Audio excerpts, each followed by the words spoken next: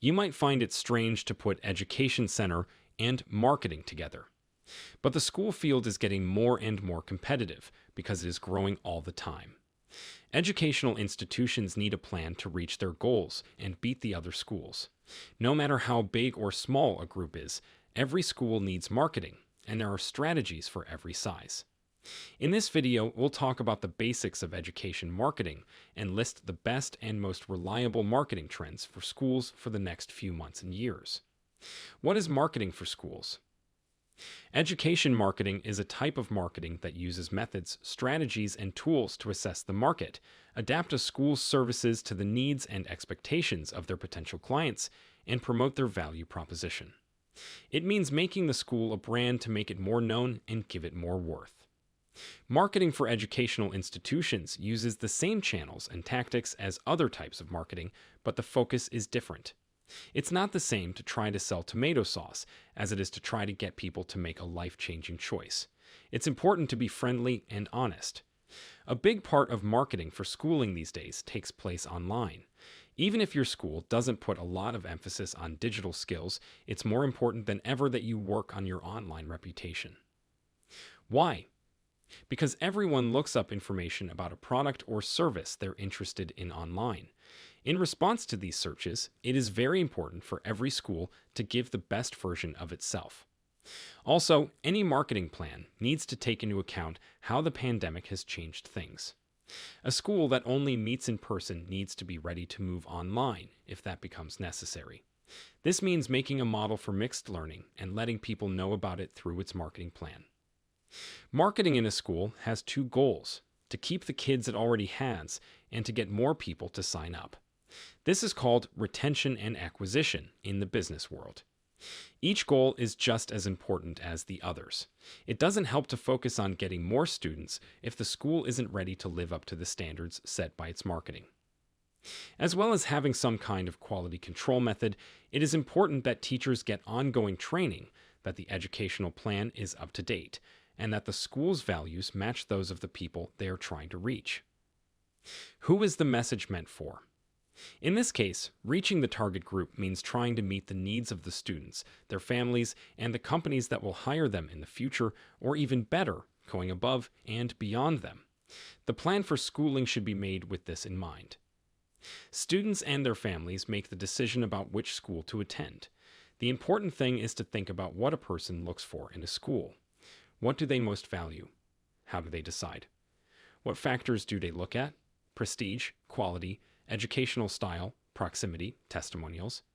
You can find out by talking to everyone who has a stake in the school: parents, kids, teachers, former students, etc. That's why it's best to do market research to find answers to your questions before deciding on a marketing plan. The study should also include information about the environment and the competition, both online and off, so that you can compare your school to them in terms of price, facilities, views, results, extracurricular activities, etc. And of course, you should look at your school's results, not only to find areas that need improvement, but also to get numbers you can use in your marketing. Any choice made at a school will have an effect on how people think of the school, for better or worse. Because of this, the plan for talking to families should be well thought out. There isn't any room for change. It's important to remember that the people in your class now will be like a family to you in the future. Their suggestions are the best way to get people to buy something. Word of mouth is and always will be one of the best ways to market, and it's even more important in a choice like this.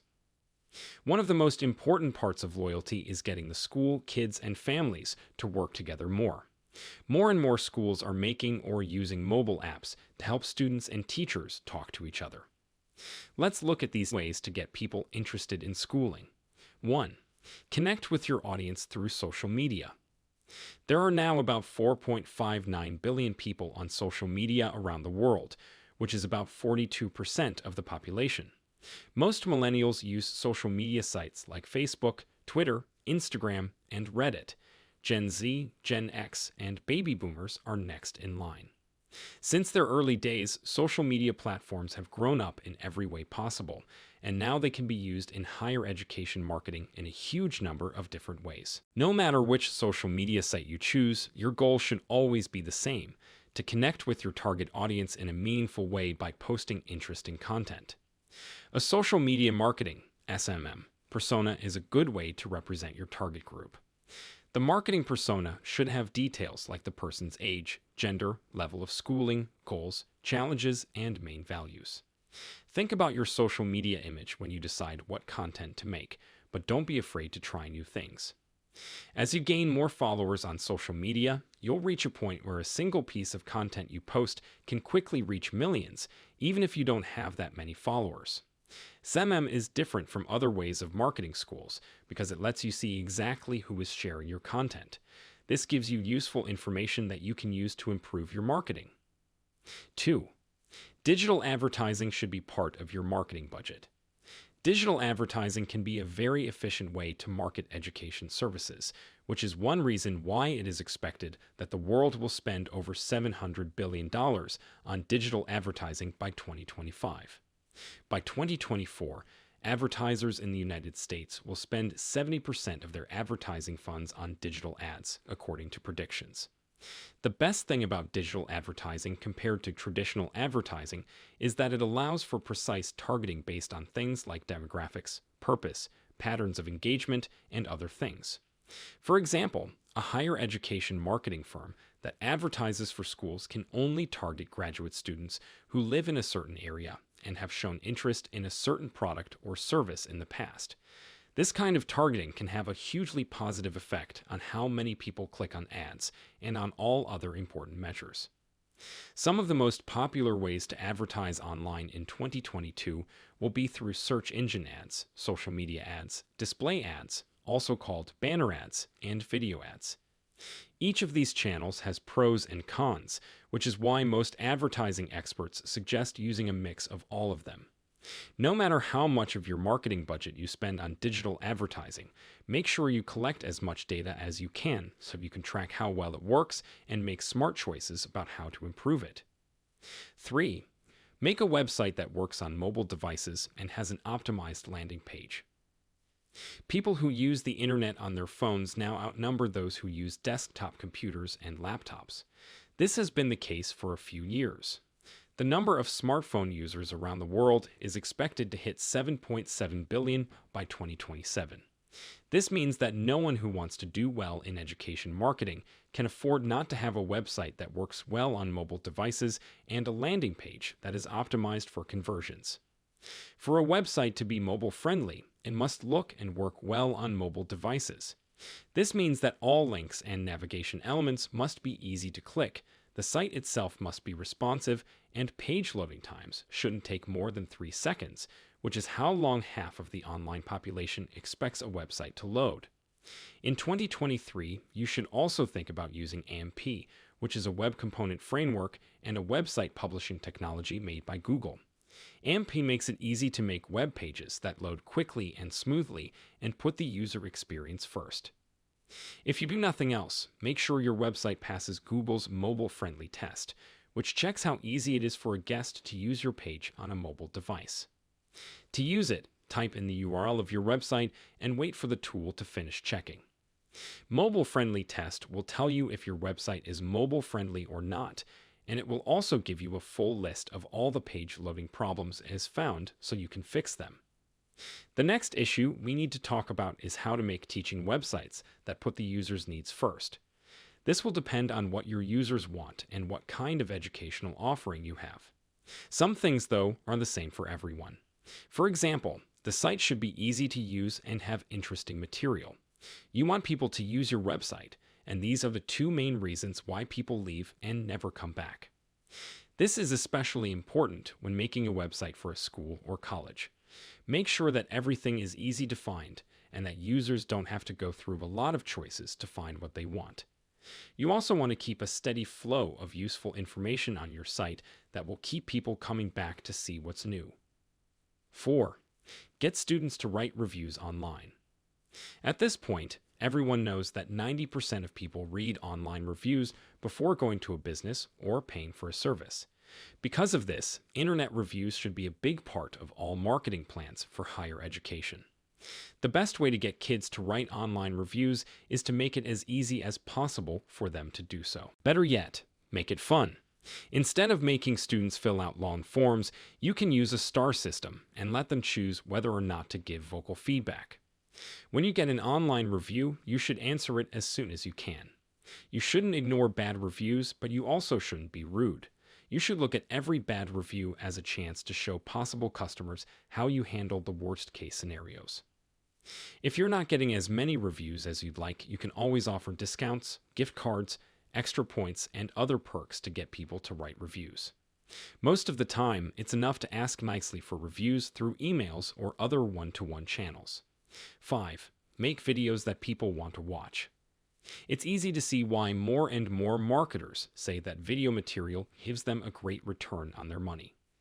HubSpot says that 78% of people watch online movies once a week and 55% watch them every day.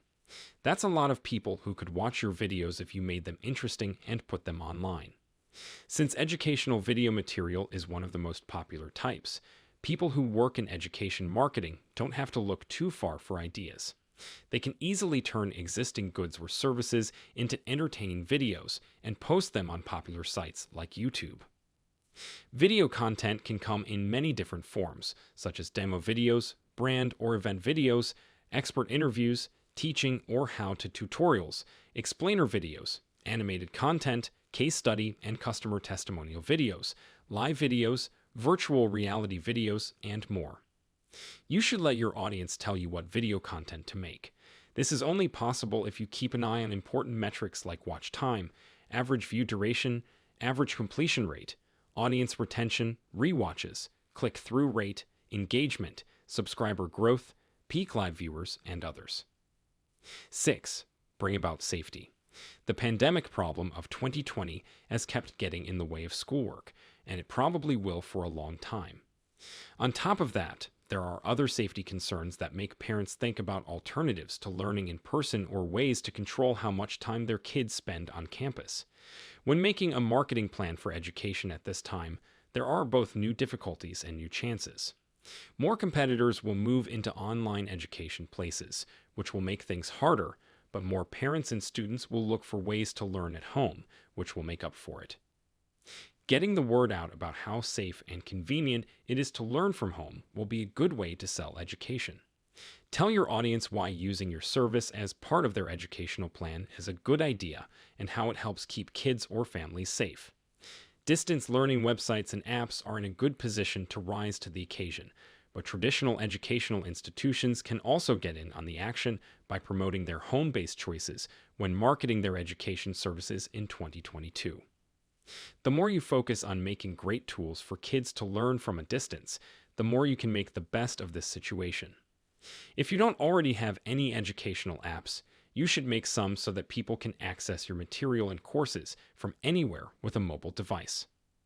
7. Make apps that teach. Even though it's been said in a few of the other points, having an app is even more useful in 2022.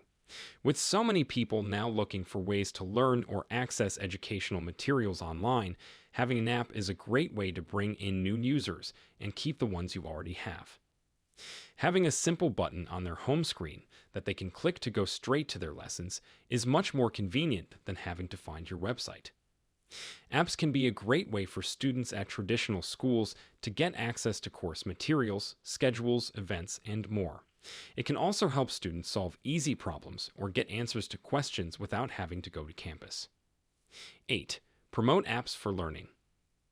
Educational marketing for an app needs the same tools as educational marketing for a website, as well as tools for selling the app itself. Marketing plans for education apps should include paid ads, reviews, SEO, a social media strategy, content creation, and more. Here are some examples of educational advertising that you could use to sell your app. Having a website for your app that is built for SEO marketing looks good, works well on mobile devices, and is full of interesting and useful content. App shops with paid ads. Marketing and advertising on social media. Marketing with influencers. Promoting and paying for reviews. Ads that teach through videos. 9. Get more people to use your app. It's great if students use your app to learn, but a good digital marketing plan for education will keep looking for more ways to make sales. The more you give them a reason to come back and stay interested, the more services you can get them to buy. The Duolingo owl is a great example of this. The owl is more than just a mascot. It also sends push notifications and emails to users to remember them not to miss days and break their streaks.